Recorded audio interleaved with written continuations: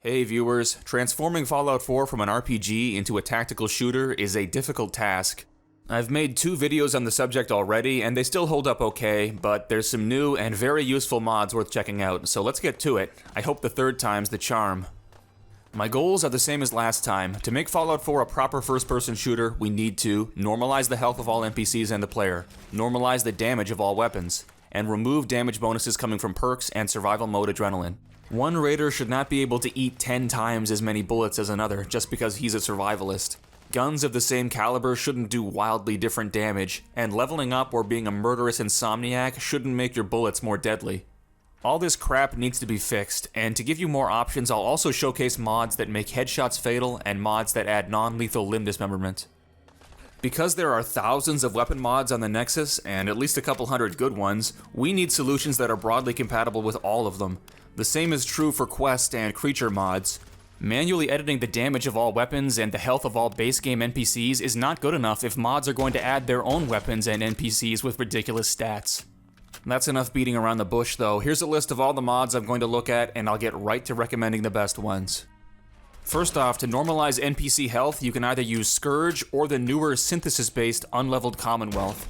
Both of these mods are on equal footing in my mind. They each have their advantages and disadvantages I'll go into later. If you use SCOURGE, you'll need either SCOURGE's player module or hardcore Health Overhaul to prevent the player from gaining health as they level up. You'll also need Fallout 4 script extender, the scaling flag remover, and spell perk item distributor. Unleveled Commonwealth doesn't have any other requirements, but it has its caveats too, as we will see.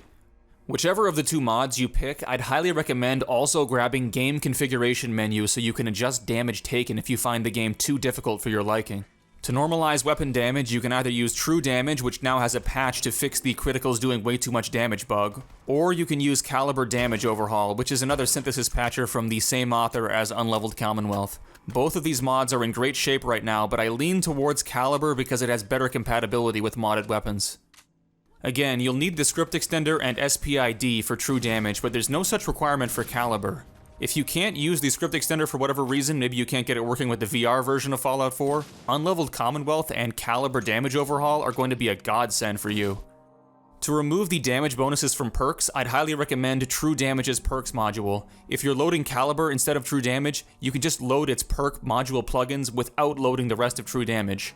Double Damage Perk Overhaul would also work, but then you'd probably have to mess with your SCOURGE or Unleveled Commonwealth settings to give NPCs extra health. I'd stick with True Damage's perk module. Removing the damage bonus from Adrenaline is best done with the Adrenaline Redone mod, but you could also use True Damage's Adrenaline module if you want to convert Adrenaline into an EXP boost instead. Both options will get the job done.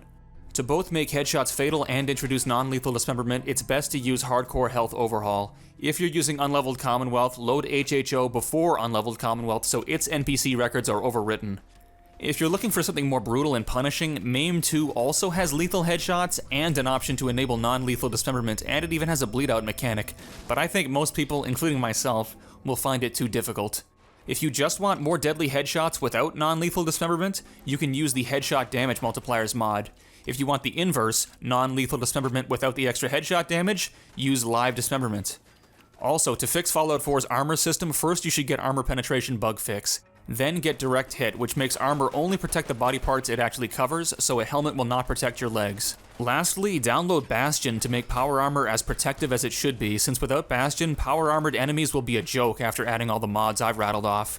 As a final tip, when building a load order around these mods, I'd avoid adding rapid-fire light machine guns chambered in high-damage ammo types because they have the potential to absolutely wreck you in the hands of the enemy, and make the game a cakewalk in your hands. The No Automatic Recoil Adjustment mod can help mitigate this somewhat for the player, and comes highly recommended from me, but AI shooters aren't affected by it.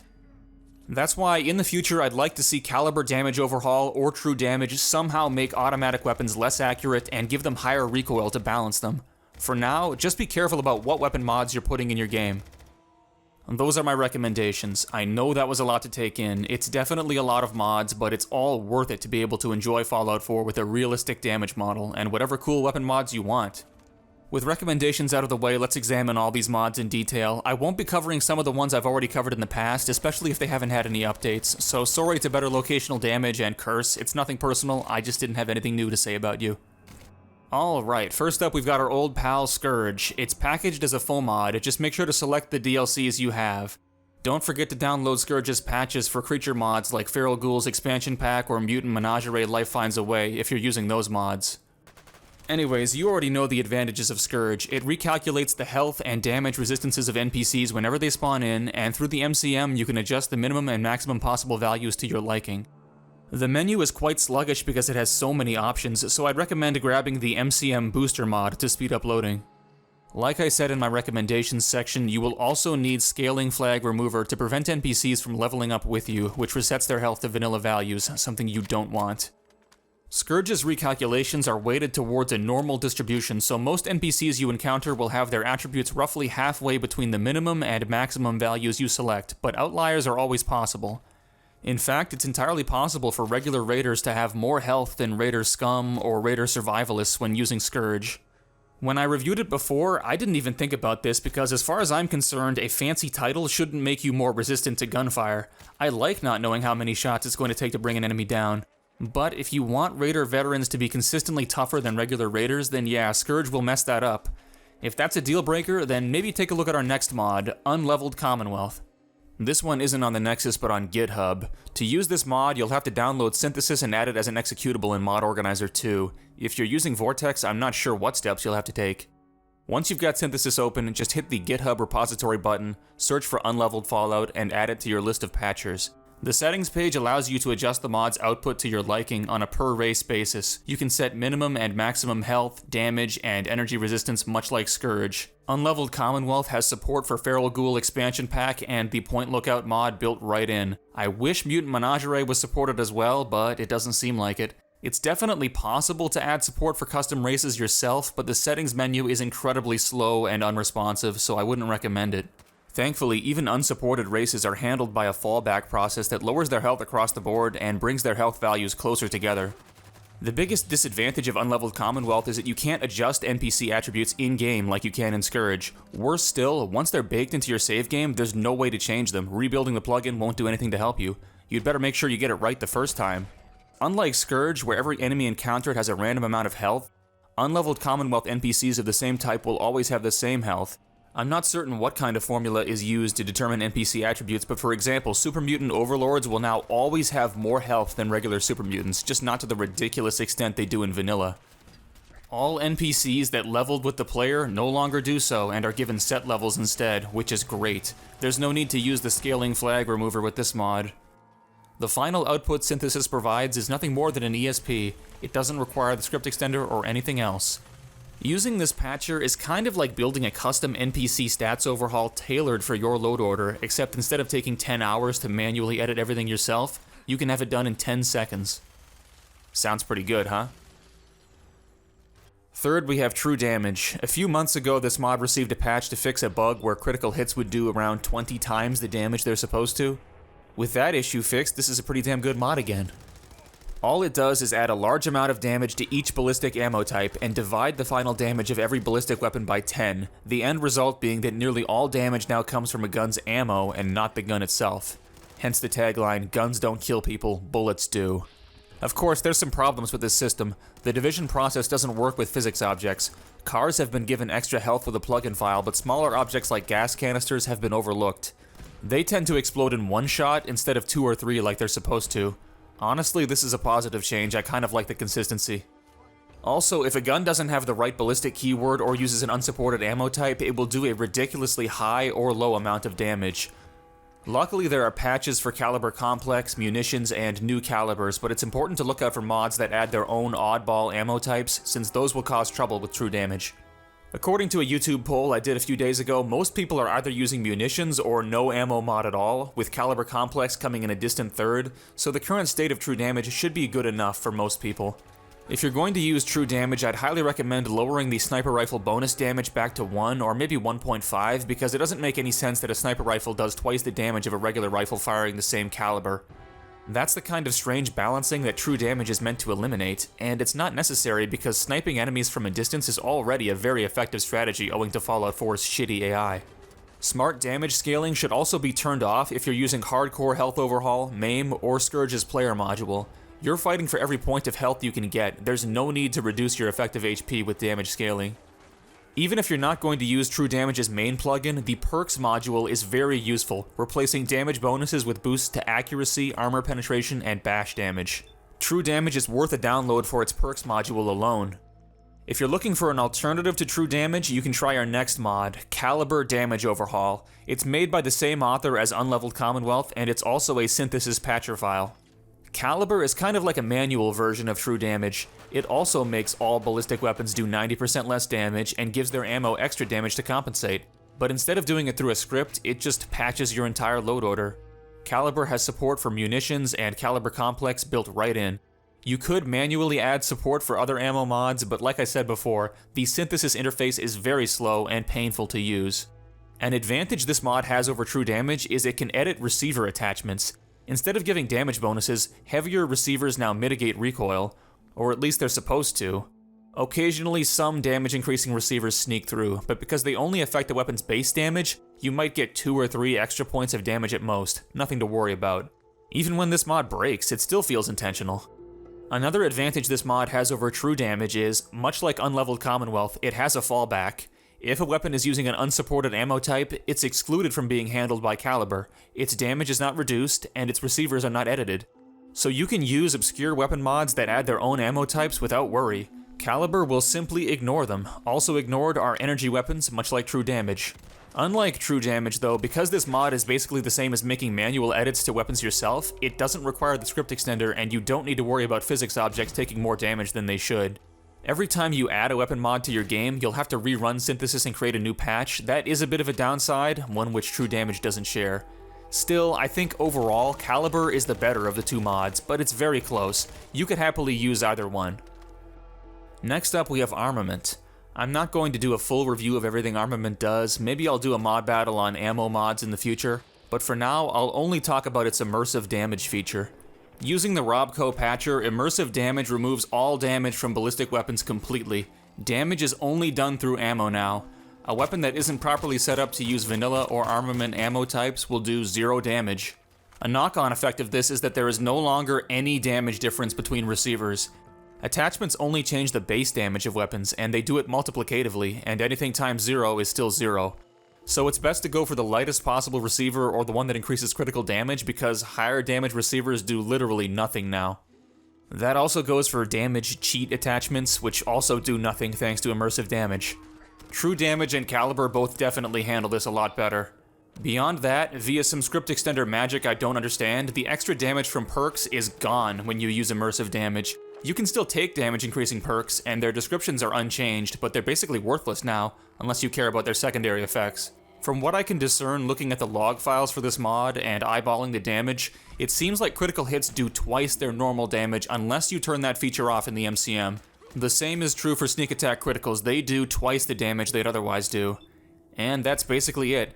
Immersive damage is my least favorite of these damage normalizing mods. It has the worst implementation and worst compatibility. I would stick to True Damage or Caliber.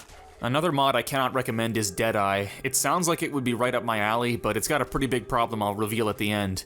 This mod divides the races of Fallout 4 into 5 categories: weak, moderate, strong, powerful, and robots.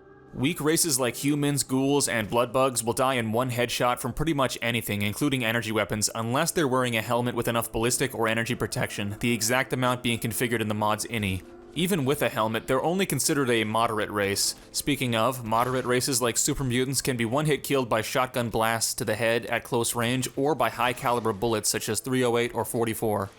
Strong races like Yaoguai can only be headshot by 50 caliber rounds, harpoons, and Gauss rifles. Powerful races like Deathclaws can't be one-hit killed by headshots at all, no matter what weapons you use. The same is true for robots, but they can be affected by head destruction from energy weapons. You see, by default, ballistic weapons can instant kill headshot NPCs, while energy weapons have a head destruction mechanic instead. Once a target's head is crippled, the next hit to the head will kill them, unless they're from a powerful race. Any non-accounted for races added by mods are considered to be weak by default, so they can be one-hit killed by anything. Critical hits are capable of headshotting a race one group higher than normal. While a 308 round isn't normally capable of instant killing a Yaoguai, a critical hit from a 308 will kill it dead. Instant kill headshots can also be enabled for the player. There's a setting for it in the ini file. Anyways, the big problem with this mod is for some reason it affects bashing too. Weapons that can one-shot a race will also kill them with one bash to the head, which doesn't make one lick of sense. A weapon shouldn't do more bash damage just because it fires a powerful caliber. Speaking of calibers, this mod only has support for munitions so far. If you use anything else, its ammo types will be considered weak and only able to headshot weak races. Another little problem is protected NPCs can survive one headshot before further damage kills them, which shouldn't be the case since the player is supposed to be able to kill protected NPCs. But that's a much smaller issue. In the end, even if this mod worked flawlessly, I'd still prefer a non-scripted solution for headshots. Increasing the body part damage multiplier is good enough for me. And that's exactly what our next mod, Hardcore Health Overhaul, does. Well, actually, it also edits the health of every single NPC in the game to more realistic standards, but you can overwrite that with SCOURGE or Unleveled Commonwealth's changes. What's more useful is HHO's body part damage changes. Headshots do 5 times damage to humans instead of 2 times like the vanilla game, and live dismemberment is enabled. Beautiful. Limb shots do 30% less damage than vanilla, which is very noticeable because enemies usually have their arms in front of their chests, so you'll be hitting a lot of low damage arm shots. That's not a complaint, just an observation. This is damn good, but if you want something a little more hardcore than Hardcore Health Overhaul, MAIM 2 is actually an okay choice. I was a bit harsh on MAIM last time because I couldn't get it to work. Well, this time around it did work after I added the Master Perk via the console, so I'll try to be a little more fair. MAIM should definitely not be used on its own. You need to use it in combination with SCOURGE or Unleveled Commonwealth as well as True Damage or Caliber. By itself, it won't provide a realistic experience. You'll also need the Condition Boy mod to see the exact health of your limbs, or else you'll have no clue what healing items to apply. MAIM adds around a dozen healing items and changes how the vanilla ones work. For example, stim packs are now slow as molasses, and blood packs are very effective, but you have to holster your weapon to use them, so forget about using them in combat.